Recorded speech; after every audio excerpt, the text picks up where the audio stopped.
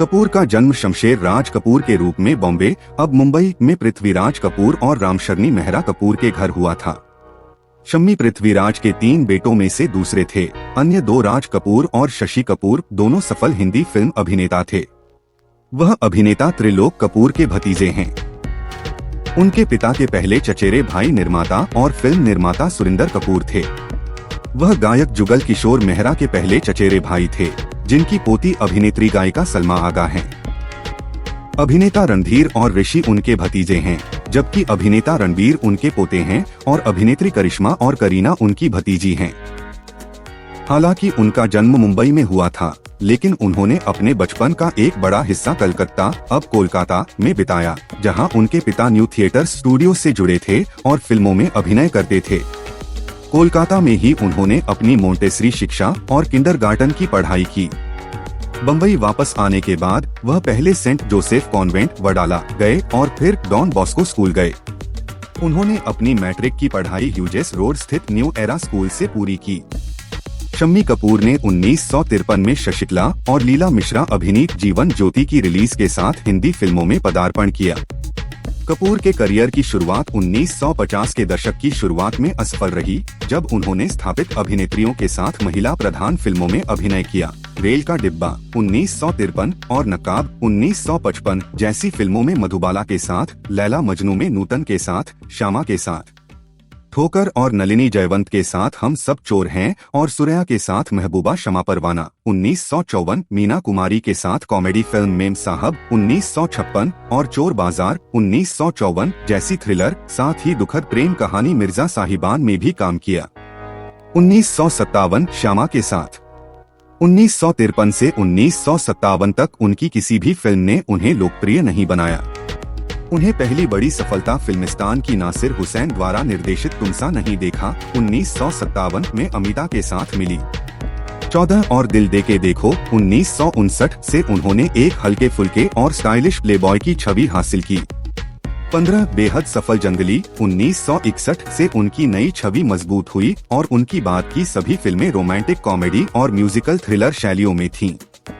16 मोहम्मद रफी को अक्सर उनकी फिल्मों में उनकी पार्श्व आवाज के रूप में चुना जाता था और उन्होंने उनकी फिल्मों की सफलता में योगदान दिया। 1960 के दशक में उन्हें अक्सर आशा पारेख, सायरा बानो, शर्मिला टैगोर और साधना जैसी नई अभिनेत्रियों के साथ जोड़ा जाता था, जिनमें से सभी का करियर बहुत सफल रहा। 1960 के दशक के पहले भाग में कपूर को जंगली जैसी सफल फिल्मों में देखा गया था। राजकुमार, प्रोफेसर, दिल तेरा दीवाना, चाइना टाउन, कश्मीर की कली, ब्लफ मास्टर, जानवर और तीसरी मंजिल। 1955 में फिल्म मिस कोका कोला के दौरान कपूर की मुलाकात अभिनेत्री गीता बाली से हुई। उन्हें फिल्म रंगीन रातें की शूटिंग के दौरान प्यार हो गया, जहां वह मुख्य अभिनेता थे और उन्होंने एक छोटी सी भूमिका निभाई थी। 4 महीने बाद जोड़े ने मुंबई के मालाबार हिल के पास बाणगंगा मंदिर में शादी कर ली। शादी के 1 साल बाद 1 जुलाई 1956 को शिरोडकर अस्पताल मुंबई में उनके बेटे आदित्य राज कपूर का जन्म हुआ।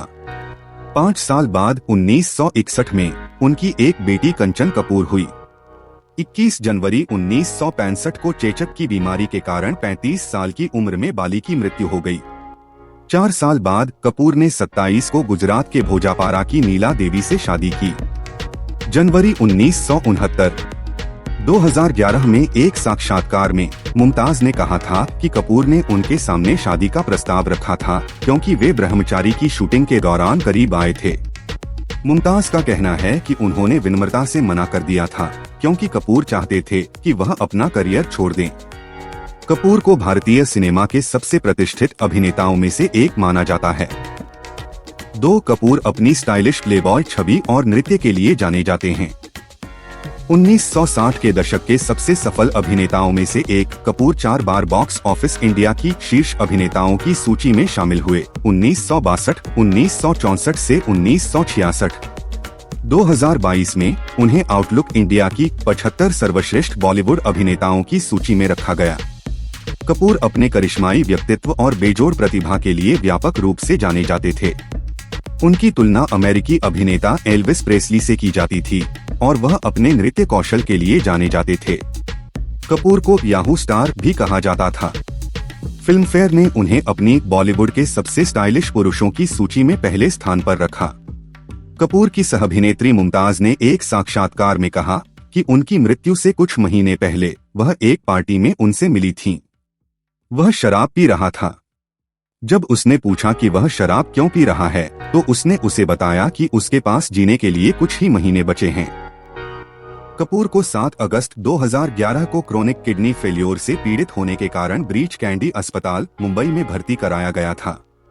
अगले कुछ दिनों तक उनकी हालत गंभीर बनी रही और उन्हें वेंटिलेटर सपोर्ट पर रखा गया। 14 अगस्त 2011 5:15 पूर्वाह्न IST पर 79 वर्ष की आयु में क्रोनिक किडनी फेल्योर के कारण उनका निधन हो गया। अंतिम संस्कार सोमवार 15 अगस्त को बाणगंगा श्मशान घाट, मालाबार हिल, मुंबई में किया गया। उनके बेटे आदित्य ने अंतिम संस्कार किया। उनके अंतिम दर्शन के लिए शशि, कृष्णा, ऋषि, रणधीर, राजीव, बबीता, करिश्मा, करीना और रणबीर सहित पूरा कपूर परिवार मौजूद था। विनोद खन्ना, शत्रुघ्न सिन्हा, सुभाष घई, अमिताभ बच्चन और आमिर खान सहित बॉलीवुड हस्तियां मौजूद थीं। अंतिम संस्कार में शामिल होने वाले अन्य लोगों के बीच